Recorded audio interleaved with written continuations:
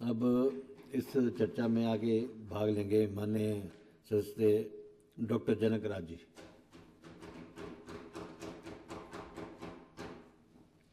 धन्यवाद उपाध्यक्ष महोदय।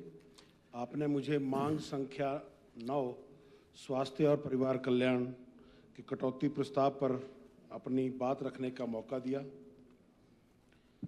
उपाध्यक्ष महोदय, जब इस बजट को देखा पढ़ा तो कुछ विषय जो मेरे ध्यान में आए उनको मैं यहाँ बताना चाहूँगा।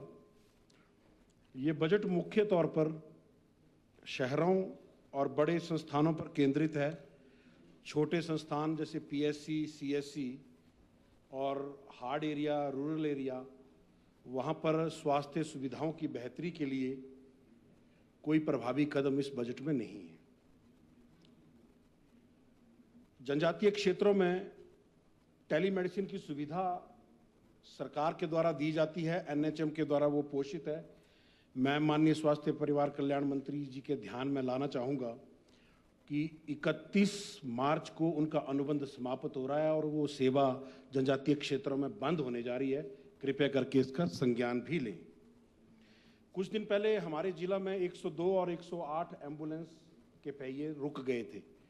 कारण लोगों ने बार बार हमें संपर्क किया तो मालूम पड़ा कि एम्बुलेंस की इंश्योरेंस पेंडिंग है, उसके लिए पैसा नहीं दे रहे। फिर बहुत मुश्किल से सीएमओ से हस्तक्षेप करके उन एम्बुलेंस को चलाने के लिए प्रबंध करना पड़ा। जो काम तो हालांकि सरकार का था, परंतु जनता ने हमें चुना है तो हमारी भी ये जिम्मेवारी बनती है। मैं एक बात करना चाहूँगा कि अस्पतालों में जितना डॉक्टर इंपॉर्टेंट है ना, उतना ही सपोर्टिंग स्टाफ इंपॉर्टेंट है। यहाँ बात हो रही है कि हम विश्व स्तरीय स्वास्थ्य सुविधाएं हिमाचल को देंगे। विश्व स्तरीय स्वास्थ्य सुविधा का मतलब ये नहीं है कि हम कोई नई मशीन यहाँ ला देंगे, एडवांस टेक्नोलॉजी ला देंगे। उससे होगा क्या जब उसको चलाने वाले लोग ही वहाँ पर नहीं होंगे।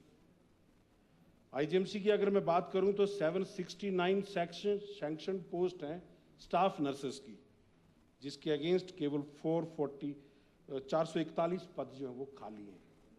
कैसे हम विश्व स्तरीय सुविधा देंगे? ये हालत आपके आईजीएमसी का है, जो स्टेट का सबसे बड़ा प्रीमियर इंस्टीट्यूट है। आज सुबह के अखबार में खबर लगी है, डीडीयू में हाल बेहाल, डीडीयू में हाल बेहाल। लाइन में खड़े रहे मरीज एक डॉक्टर के सहारे पूरी ओपीडी।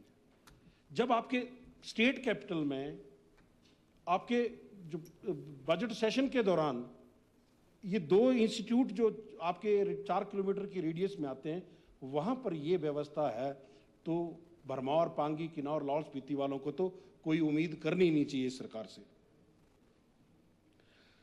एक सुझाव भी देना चाहूंगा स्वास्थ्य मंत्री जी।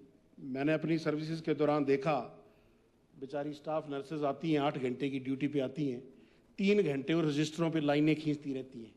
मैंडेटरी उनको 12-15 कुछ रजिस्टर्स होते हैं जो बनाने पड़ते हैं। डीएमई साहब यहाँ बैठे हैं, जानते होंगे। तो क्यों ना सरकार उनको बने बनाए रजिस्टर दे, जिसमें कॉलम बने। उनको बेचारियों को कभी लाल पेन से लाइन मार रही होती हैं, कभी वो स्केल ढो रही होती हैं, और जो काम पेशेंट केयर के लिए लगना है उस काम को वो कागज भरने में लगाती हैं। तो ये तो व्यवस्था परिवर्तन इतना तो सरकार कर ही सकती है, बाकी तो क्या उम्मीद करें, परंतु इतना तो आपको मुझे लगता है करना चाहिए। दवाओं की उपलब्धता और उनकी गुणवत्ता सुनिश्चित करवाना ये सरकार का काम है, परंतु इसके लिए गाली कौन खा रहा है? जो डिलीवर कर रहा है वहां पे, वो डॉक्टर। कि देखो डॉक्टर ने घटिया दवाई लिख दी, डॉक्टर ने महंगी दवाई लिख दी। तो डॉक्टर थोड़ी रेट डिसाइड करता है, रेट डिसाइड करती है सरकार। तो सरकार को इस विषय पर भी मैं एक सुझाव देना चाहूंगा कि हम क्यों टेंडर खेलते हैं।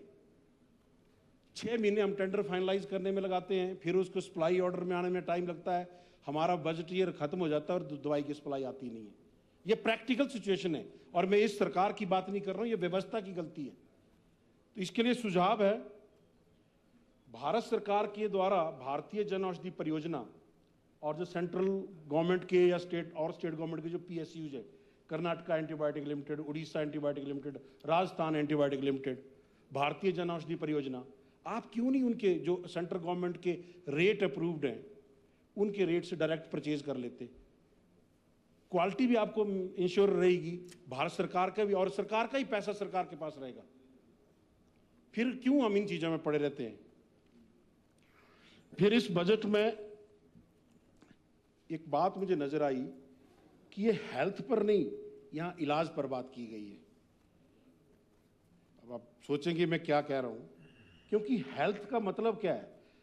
WHO ये बोलती है, it is not merely the absence of disease. अगर आपको बीमारी नहीं है तो आप हेल्दी हैं, ऐसा नहीं है।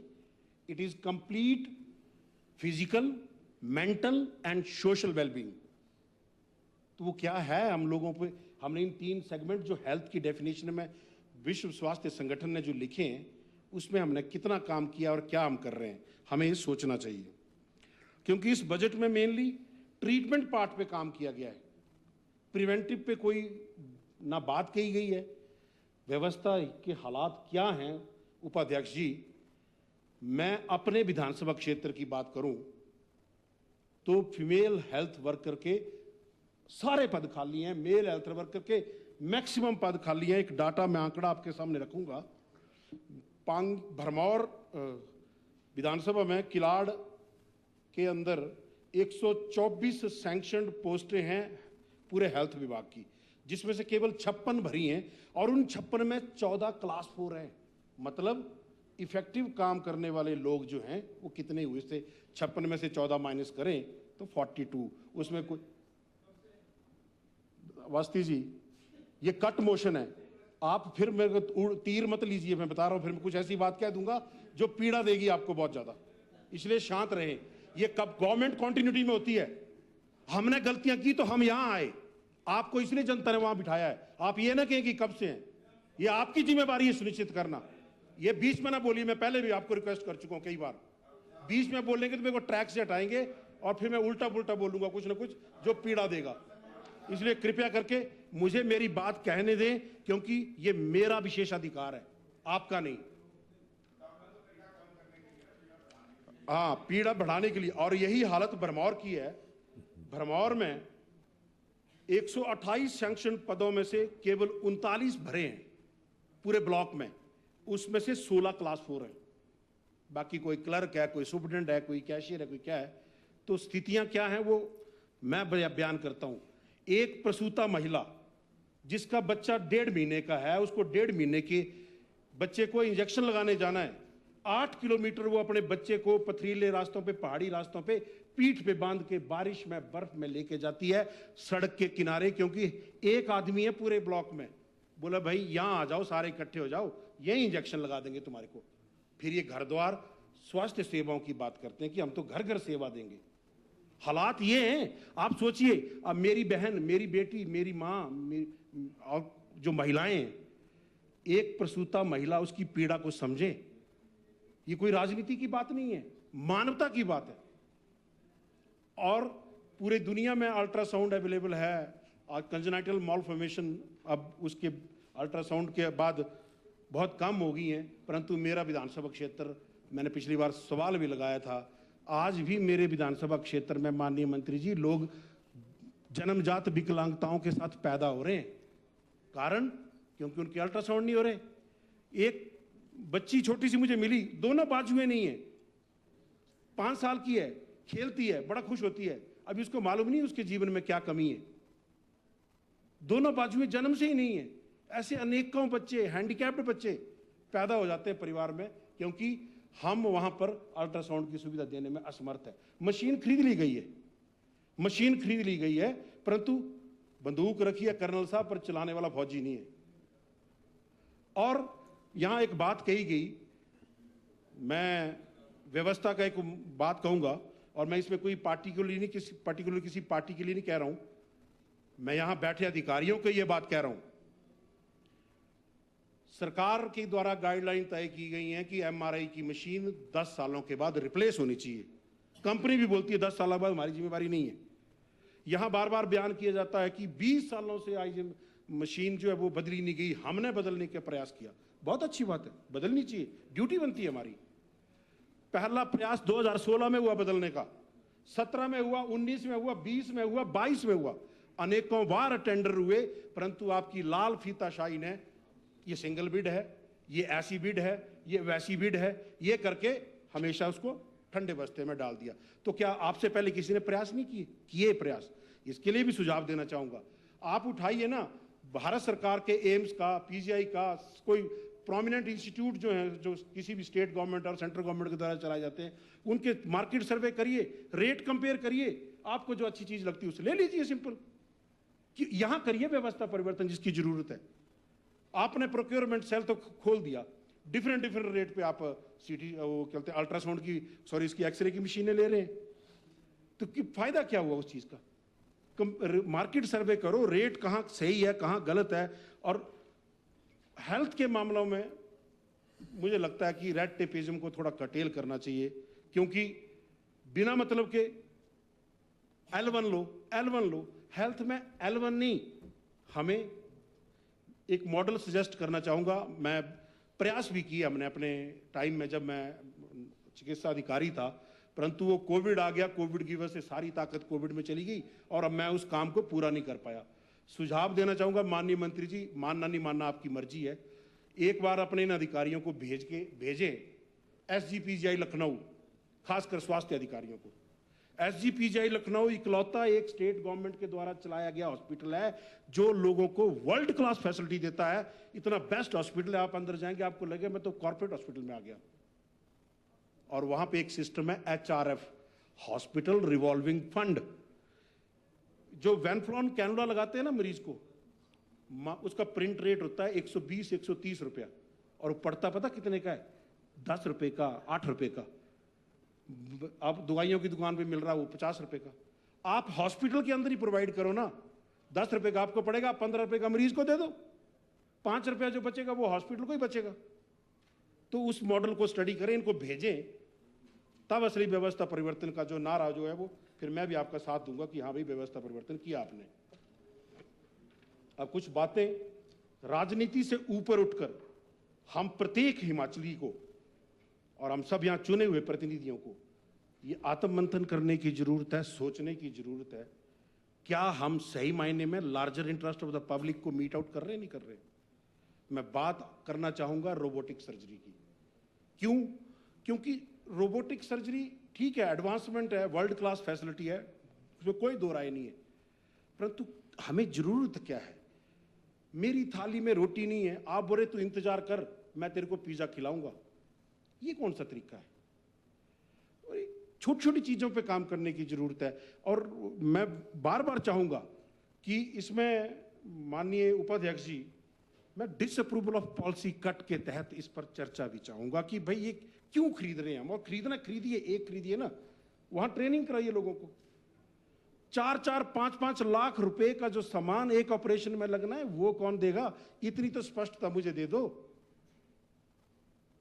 कौन खर्चा बेयर करेगा? यहां पे मेरे पास इस स्वास्थ्य संस्थानों में पता कौन लोग आते हैं?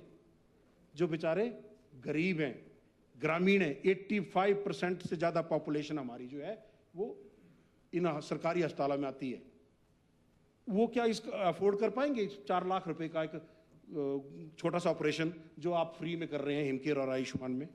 सोचिए जरा, सोचने की जरूरत है। ठीक है, वो कॉर्पोरेट हॉस्पिटल का कल्चर एक अलग चीज है, परंतु मैंने पहले भी कहा है, डेमोक्रेसी में हमने larger interest of the public देखना है, जिससे अधिक लोगों को फायदा हो। और मुझे लगता है ये बताने की जरूरत नहीं है कि डेमोक्रेसी में कहा क्या गया है, हम उससे भटक गए हैं, मुद्दे से भटक गए हैं। तो कृपया करके इस पर आप जरूर विचार करें। और 2-3 सुझाव दूंगा। और मैंने पहले भी कहा है कि हेल्थ के विषय पे मैं कभी राजनीतिक चश्मा लगा के बात नहीं करूंगा, क्योंकि इसमें भी अगर मैं राजनीतिक चश्मा पहन के बात करूंगा तो मेरा ध्येय जो है वो पवित्र नहीं रहेगा। इसलिए जिस ध्येय को लेकर मैं चला हूं, अब उस पवित्रता को मेंटेन रखते हुए मैंने पहले भी कहा है, हेल्थ के विषय पे जो फैक्ट है, जो सच्चाई है, वो पेश करूंगा। एक बात कहना चाहूंगा, आपने आदर्श स्वास्थ्य संस्थानों की बात करी है, उसमें आपने CT स्कैन, MRI लगाने की बात करी है। आपके वो हेल्थ जो इंस्टीट्यूट हैं, क्या वो रेडिएशन सेफ्टी को पूरा करते हैं? उसको तो चेक करवा लीजिए एक बार। कि रेडिएशन एक्सपोजर हो गया, एक तरफ हम बोलते हैं कैंसर का इलाज करेंगे, दूसरी तरफ हम लोगों को रेडिएशन एक्सपोजर देके कैंसर बढ़ाने जा रहे हैं।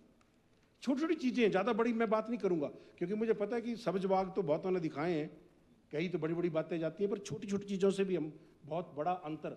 जब भगवान राम जी श्रीलंका जा रहे थे ना, तो गिलहरी ने एक जो दाना, एक रेत का कण उठाया था ना, वो भी एक योगदान है। तो मेरा उतना कर योगदान समझ लीजिए जो सुझाव मैं आपको दे रहा हूं। आपको हिमाचल के लोगों ने हिमाचल के हित के लिए चुना है, ना कि ये बताने के लिए कि भाजपा गलत थी और कांग्रेस ठीक है।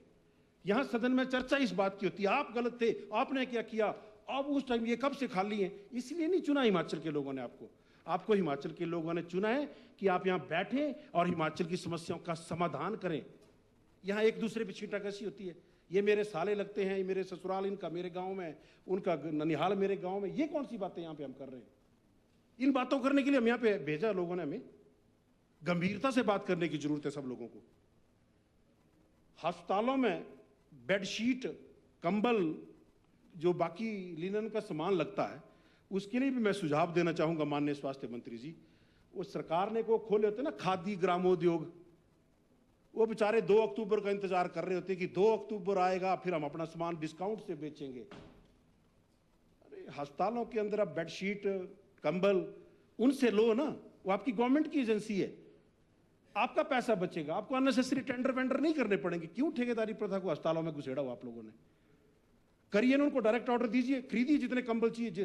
खादी का भी प्रचार होगा, और वैसे भी जो जिस विचारधारा को सत्ताधारी दल समर्थन करता है, वो तो वैसे भी खादी के नाम पे बहुत बड़ी राजनीति हुई है।